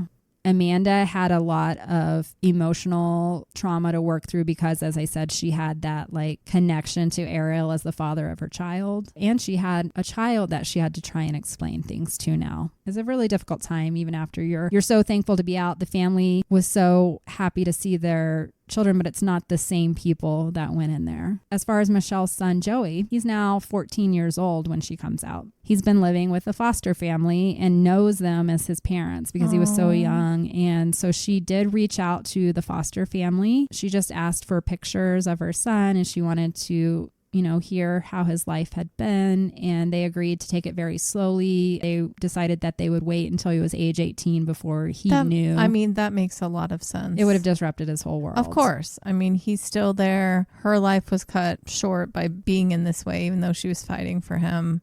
Yeah. At least he grew up. But she missed his whole life. I know. And it sucks. It really sucks because she was literally there to get it back. So let's talk about Ariel Castro. So he was arrested. He was held on $8 million bail. The police were able to get all of the journals and find out, you know, what was really going on in the house. They indicted him for 977 charges, including aggravated murder, kidnapping, and rape. They were going after him for the murder of the 5 fetuses. Yeah. That Michelle... he beat her so that it wouldn't happen. There's a difference between something else and an actual choice to beat someone so that they cannot have that baby. The other reason that they went after aggravated murder of the fetuses is because that carried a death penalty. Yeah. And the prosecutors, because of how heinous this crime was, wanted him to get the death penalty. Yeah. But it was decided not to move forward with that because in order to do the death penalty, they would have to have a full trial. And they decided that that would not be in the best interest of the 3 women because they would have to go and testify. And they didn't want to make those women relive their trauma. Well, that's considerate. So after he was indicted, he accepted a plea deal that would spare him the death penalty. He admitted guilt to 937 of the charges, so they dropped the 40 that were related to the aggravated murder of the fetuses. Okay. With this plea deal, it would still put him in prison for 1,000 years, so he's not getting out. And they felt like that was enough. Time. You got to make a deal with the devil to last that long, baby. And they said there was no reason to put the girls through the hell for a death penalty. I totally understand that. Yeah. The girls really didn't care if he was killed, or they just wanted him off. They just wanted him gone and out of their lives where they can never see him again. Right. So on August 1st, 2013, he was at his sentencing hearing, and Castro addressed the court and he said, "I am not a monster." He described himself as a victim. He said that he was sick. He denied in court that he ever raped or tortured his victims, at one point saying there was harmony in the home. Chained up, naked, no showers for months. He said, "I did not prey on these women. I just acted on my sexual instincts because of my sexual addiction. As God is my witness, I never beat these women like they're trying to say I did. I never tortured them." Okay. Whatever, dude. It was all in his confession. That was the other thing. They found his 4-page confession that he had written because it was in the kitchen drawer. Like, they had so much evidence against him. And Michelle Knight was the only one of the 3 girls that showed up at his sentencing hearing. Gina and Amanda didn't want to see him again. They were just done. But Michelle, she was like, "No, fuck you. I've lost my entire life. I have nothing left." She lost her son. I mean, she lost. She doesn't have her family right now. Yeah. She doesn't have her son. She's going to see him put away. She said, "You took 11 years of my life away, and now I have it back. I spent 11 years in hell. Now your hell is just beginning." Good. He was actually sentenced to life in prison without parole, plus an additional 1,000 years. You know what's really funny is if alien colonizers come our way, I'm not even saying from outer space, maybe beyond the ice wall. Who knows? What if they decide to enact and keep in place these additional... That would be amazing.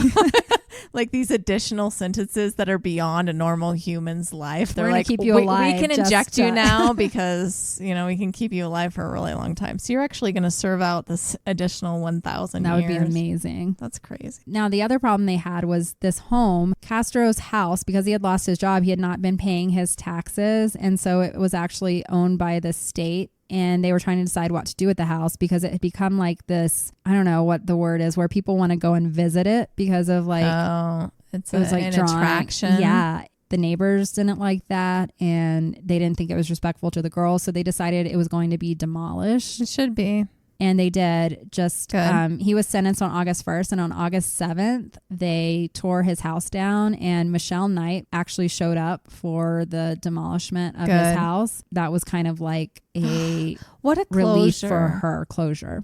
I mean, what a closure to actually see it be torn down in front of your eyes. House of horrors. Yes. None of your memories can sit there anymore. No. They're gone. Ariel Castro had been sentenced, and he had been transferred to a pretty rough prison. He was a weird prisoner. Everything I read was that he would complain because they weren't feeding him enough. He would complain about how uncleanly his room was. It's like, fuck you, dude. He had maids. After he did this to all these people, I guess. And they said he would like rip his clothes off and just walk around naked, and the guards would be like, "You gotta put your clothes back on, dude." Like, he was just whatever. He's used to being pleased and being... He's a narcissist. Yeah. Fuck. He complained that the people were mean to him, the other prisoners, which I'm glad they were mean to him. Anyways, he didn't even last a month because they found him on September 3rd. So he was sentenced August 1st. And then just a month later, they actually found him dead in his cell. He hung himself from a bed sheet. I'm not surprised. He was ready to do it before. This pisses me off because the 3 women that lived with him, they had to face hellish conditions for 11 fucking years with no chance of escape. They couldn't kill themselves. This guy couldn't even last a month in a normal prison. Because he's a cowardly person, and that's why he wants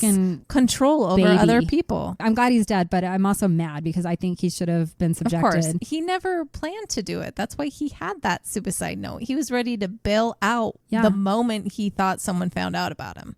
This was the first time he had an opportunity to do it, and that's when it happened. So the girls did all write their own books. Michelle was the first one. She wrote a book called Finding Me, A Decade of Darkness in 2014. And that was one of the main books I used when writing this episode. Gina and Amanda wrote a book together in 2015 called Hope. The girls are all very active. They have all started charities. Amanda Berry got on to the local news and she became like a journalist in a way. She would do a special segment on missing persons and really put the pressure on the Cleveland. A lot of of laws were passed. They added more task forces to the Cleveland Police Department to focus on missing persons. Gina started a charity for the families of missing persons because she said that her family didn't have the means to really get the attention, and she wanted to make sure any family that had someone go missing would have the opportunity to get the money and resources that they needed to do their own searches if they needed to, like her family did. Michelle Knight changed her name. She wants to be seen as a survivor and not a victim. She's very clear about that. She changed her name to Lily Rose Lee. She started a charity that connects rescue animals with their forever homes. So she helps place really animals. Amazing. That's her passion in life. When she started her charity, she said, ever since I was a little girl, I always wanted to take care of animals because I felt safe. I felt security. They never judged me. They always stayed by my side no matter what. They are. They helped me to open trust, open up love, and be able to open my heart to others. And so that's why she dedicated her charity to animals. Something that I didn't mention earlier is that when these girls were released, there was a large kind of GoFundMe effort that raised over $9 million for these girls. Okay. And that was split evenly between the four of them because we have Jocelyn too. Right. So Amanda's daughter, so that money was distributed and they each had, some money to help build this new life, start these charities, move forward. It makes so much sense that she would then back or start an animal charity because she had that moment. Yeah. She was, 1, wooed in by puppies. 2, he tried to give her a puppy and he killed it. Right. And 3, who is the other most abused group of anything on this planet? Animals. Right. They're just as abused as human beings, if not more tortured. It's an extension. She was treated like a dog and now she's going to save dogs. So that's my story today. It's not uplifting. Yikes. Wow. These women will never recover from the trauma that this bastard exerted on them. He just felt entitled to just taking whoever he wanted. I'm just so glad Jocelyn got out there at age 6. Oh my gosh, she has a chance to recover. Yeah. She might not remember. And I feel bad for his 4 children. With his son, Ariel Jr. changed his name to his middle name, Anthony. He wanted no association with his dad. He did not want Ariel to be his name. Yeah. I don't even know how Arlene came to grapple with the fact that her father was the one that abducted her best friend. Yeah. One of his other daughters is actually in prison for trying to kill her own child. So that's a whole nother sad story. Interesting. Nilda passed away young. She was younger than 50 when she died. And it was that tumor that eventually took her out that all started from him beating her. Wow. I had to leave so many details out because there was a lot going on in this story. This one person and his sick, twisted mind affected so many lives. His 4 children, his ex-wife, his own these 3 family. women. This little girl, Jocelyn, his mom. The Castro family was traumatized too because they all thought this was like, their son, their uncle, their cousin. The community. He was a bus driver. So many people trusted him. 22 years. And he was a musician. I didn't go into a lot of depth about it, but like he was in one of the most popular Latino music bands. That's like everybody loved him. So when this came out, it was a complete shock. I don't understand how you can be in a band and do all that too and pull off never having someone come to your place if you're so involved with so many other people. So people would. He had band practice. They just could never go past the living room. So anyone who came to his house, they were always in the kitchen or the living room. His room was downstairs. Nobody ever went upstairs. And when the police came in, they actually said there was a huge curtain, like a really heavy black curtain that blocked the upstairs. Stairwell? And people just knew him as being an eccentric and that he was Mr. Private. He had been putting padlocks on the doors since his kids were young, so nobody thought anything of it. He had always had the basement door locked shut. It was already the perfect house to bring women into to abduct. I do question the fucking Cleveland police officers when you hear from multiple people that there are naked women in the backyard at a house that's supposed to be a single man who lives by himself.